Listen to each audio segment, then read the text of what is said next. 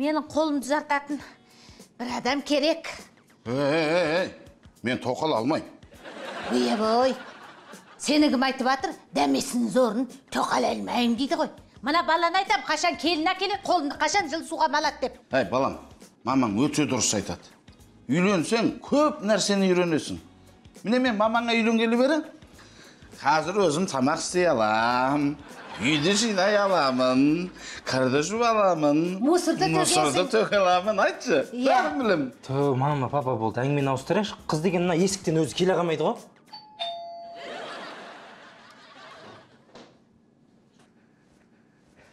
Мама, көшінің қызымын дейді.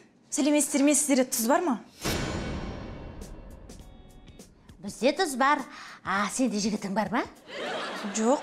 Ой, айналып кетейін. Кел отыр, неғып тұрсың? Ойбай, шайға отырсайшы. Көршінің қызымын дейсің ба? Жоқ, рахмет, нанау істей салайын.